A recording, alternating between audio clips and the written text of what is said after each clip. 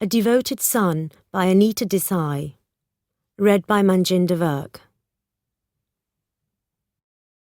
When parents work hard to give their children a good education and the best start in life, it is right that their children are grateful. And when parents grow old and sick, it is right that their children take care of them and make their last years comfortable and peaceful. Rakesh is a son to please any parent. He knows his duty. He knows what is right.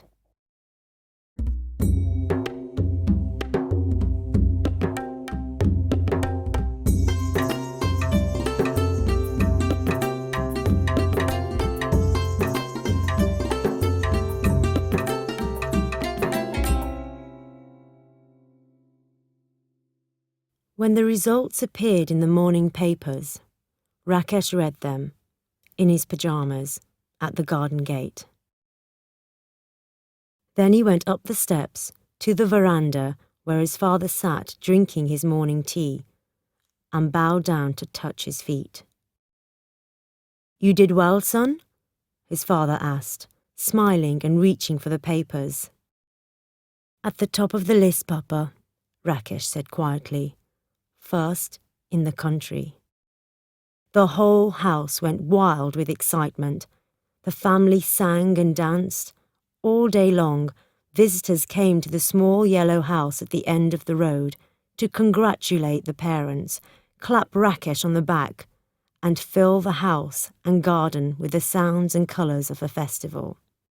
There were flowers and sweets, party clothes and gifts, anxiety and temper and happiness, all in a colourful rush of proud feelings and shining views of a bright new future. Rakesh was the first son in the family to receive an education, and his parents had gone through such hard times in order to afford the fees for school and medical college. Now, at last, all their suffering seemed to be worth it. To everyone who said to him, "Varma, congratulations on your wonderful son," the father replied, "Yes, and do you know the first thing he did when he saw the results this morning? He bowed down and touched my feet."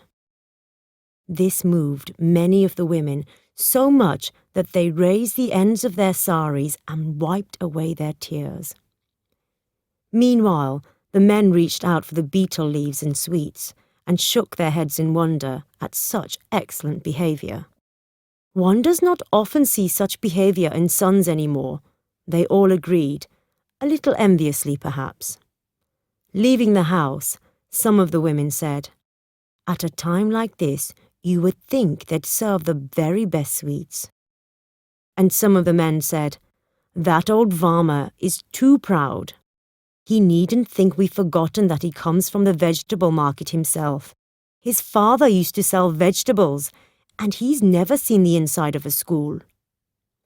But there was more envy than dislike in their voices, and this was not surprising. Not every son in that poor suburb at the edge of the city was going to shine as Rakesh shone, and who knew that better than the parents themselves? And that was only the beginning. The first step in Rakesh's climb to the top, when he became both famous and wealthy. He went to work in the best hospital in the USA. That was what his father learned to call it. Not America, which the uneducated neighbours called it. The American doctors said wonderful things about him. And all this was passed back to his proud family. What was more, he came back. He actually returned to that small yellow house, right at the end of the road, where the rubbish lay about in smelly piles just outside the neat, well-kept gardens. To this place, Rakesh returned, and the first thing he did on entering the house was to bow down and touch his father's feet. His mother mainly took pleasure in the strange fact that he had not married in America, as all her neighbours had warned her he would, because wasn't that what all Indian boys went abroad for? Instead, he agreed, almost without argument, to marry a girl she had chosen for him in her own village. A plump and uneducated girl, it was true, but so calm and obedient that she just became another daughter of the house, seemingly too lazy to even try and make Rakesh leave home and buy his own house, as any other girl would probably do. What was more, Veena was pretty, really pretty, in a plump way that only turned to fat after she had their first baby, a son. And then, what did it matter? For some years, Rakesh worked in the city hospital, where he quickly rose to the top and was made a director. He then decided to leave and open his own clinic. When it was built, he took his parents in his car, a new sky blue Ambassador, to see it. A large sign over the door showed his name in big red letters. After that, he seemed to become a little less famous. Or maybe it was only that everyone in town had grown used to him at last. But it was also the beginning of his fortune, because he now became known not only as the best, but also the richest doctor in town. However, all this did not happen overnight. Naturally not. It was a lifetime's work. By now, Rakesh's father had become an old man and had retired from his job selling lamp oil in a shop, which he had done for 40 years. Rakesh's mother died soon afterwards, with a sigh of happiness, because it was her own son who took care of her in her last illness and who sat rubbing her feet at the last moment.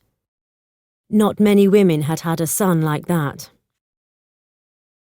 Even the most envious neighbours had to agree that not only was Rakesh a devoted son, who managed to obey his parents, please his wife, show concern for his children and his patients, and keep his many friends happy, but he was also an excellent doctor.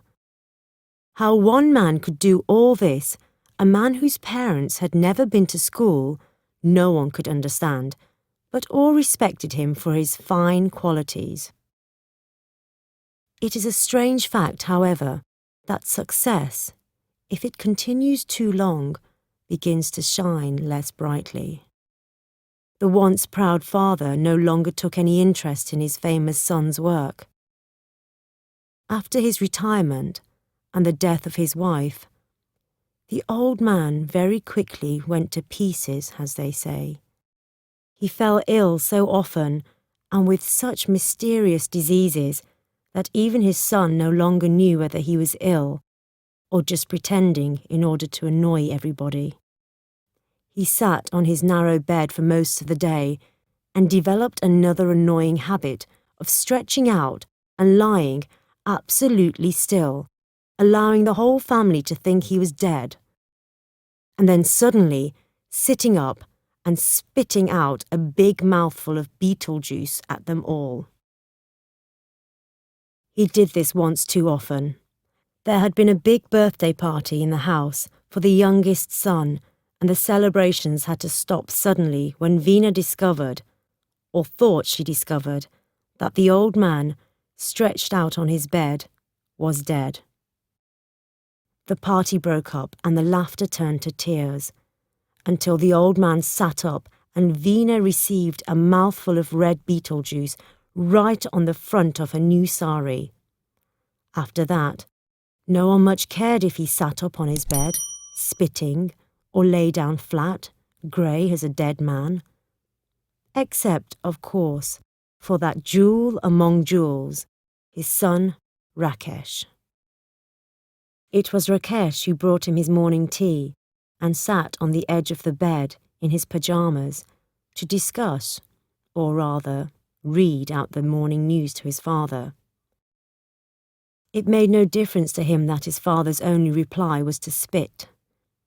It was Rakesh, too, who, on returning from work at the end of the day, persuaded the old man to come out of his room and take the evening air in the garden on the veranda.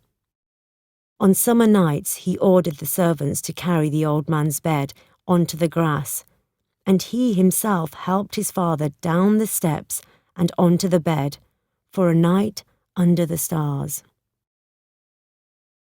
All this was very pleasant for the old man. What was not so pleasant was that Rakesh even began to control what his father ate. One day, the father ordered Veena to make suji halwa, a rich sweet, and was really sick after eating it. Later, Rakesh marched into the room, not respectfully, but with the confidence of a famous doctor, and said firmly, "No more halwa for you, Papa. We must be sensible at your age. If you must have something sweet, Veena will cook you a little kheer. That's light, just a little rice and milk. But nothing fried, nothing rich. We can't have this happening again." The old man, who was feeling weak after a day's illness, opened his eyes wide at these words. He stared, shocked at his son. He couldn't believe what he had heard. A son who actually refused his father the food he wanted? No, that was impossible. But Rakesh had turned his back and did not notice his father's look. Veena went silently out of the room with a secret smile that only the old man saw and hated. Halwa was the first thing to go.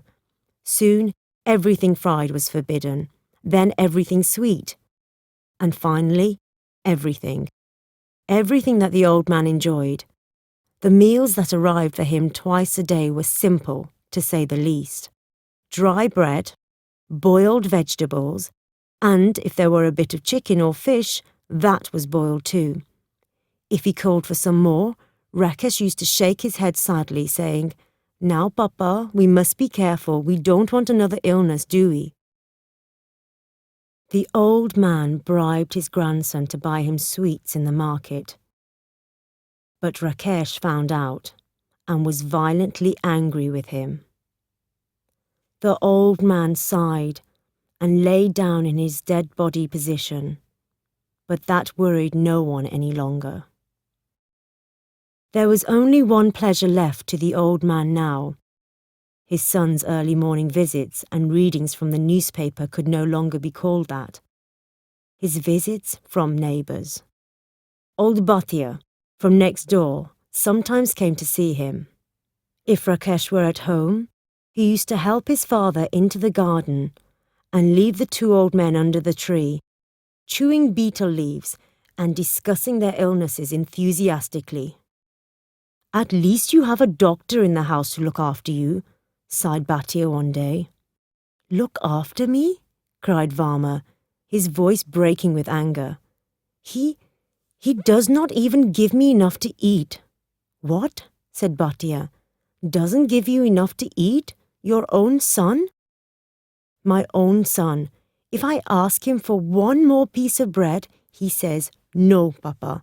I have weighed it myself and I can't allow you any more.' He weighs the food he gives me, Bhatia. That's what it has come to." "Never," said Bhatia in horror. "Is it possible, even in these terrible times, for a son to refuse his father food?" "Let me tell you," Varma whispered eagerly. "Today, the family was having fried fish. I could smell it. I called Veena to bring me a piece. She came to the door and said, 'No.'" "Said no?" Now it was Bhatia's voice that broke. "No?" "She said no. Rakesh has ordered her to give me nothing fried. No butter, no oil." "No butter, no oil? How does he expect his father to live?" "That is how he behaves. After I brought him up, gave him an education, made him a great doctor. Great doctor! This is the way great doctors behave to their fathers, Bhatia." But complaining to an old friend like Bhatia did not help much. Varma was now eating so little that he soon became really weak and ill. Rakesh made him take all kinds of medicine instead of the natural foods that Varma wanted. The old man began to feel frightened and helpless. He begged Rakesh not to make him take any more medicine. "Let me die," he cried. "It would be better. I do not want to live if all I get to eat is your medicine." "Papa, be reasonable. I leave that to you," the father cried. "Let me die now. I cannot live like this." Rakesh left the room, and the old man heard him say, laughing, to someone outside the door, "Lying all day on his pillows, fed every few hours by my wife's own hands, visited by every member of the family daily, and then he says he does not want to live like this?" The medicine he had to take was not completely useless. It kept him alive, long after he stopped wanting to live. In the evenings that summer, the servants used to carry out his bed, with him on it, and put it carelessly down on the veranda. In answer to his complaints, they said the Doctor Sahib had told them he must take the evening air, and the evening air they would make him take. Then Veena, that fat, smiling, silly woman, appeared and piled up his pillows so high that his back ached. "Let me lie down," he begged. "I can't sit up any more." "Try, Papa. Rakesh says you can if you try," she said, and went off to the other end of the veranda to listen to love songs on the radio. So there he sat, like a dead body, cold and stiff, watching his grandsons playing cricket on the grass, and terrified of getting a ball in his eye. At last the sky blue ambassador arrived, the cricket game stopped at once, and the doctor, the great doctor, all in white, stepped out. Someone ran up to take his bag, others to walk up the steps with him. His wife turned down the radio and called out to offer him tea or a cold drink. But he did not reply or even look at her. Always a devoted son, he went first to the corner where his father sat stiff and silent, staring at nothing. "Papa," he said lovingly, sitting on the edge of the bed and reaching out to rub his father's feet. Old Varma put his feet under him, out of the way, and continued to stare straight ahead into the dusty yellow air. "Papa, I'm home. How are you feeling, Papa?" Then Varma turned and looked at his son. His face was so old and tired that it could not communicate to the famous man exactly what his father thought of him. "I'm dying," he whispered. "Let me die, I tell you." "Papa, you're joking." His son smiled at him. "I've brought you some new medicine. You must take it. It will make you feel stronger again. Promise me you'll take it regularly, Papa." There was a pause. Then Varma spat out some words, sharp and bitter as poison, into his son's face. "Keep your medicine. I want none. I won't take any more. None. Never." And he knocked the bottle out of his son's hand with a movement that was suddenly grand and effective. His son jumped. The bottle smashed and the thick brown liquid stained his white trousers. His wife let out a cry and came running. All around the old man was noise once again. He gave a push to the pillows behind him so that they fell off the bed and he could lie flat on his back again. He closed his eyes and pointed his chin at the ceiling, saying as firmly as a sick old man could, "God is calling me. Now let me go."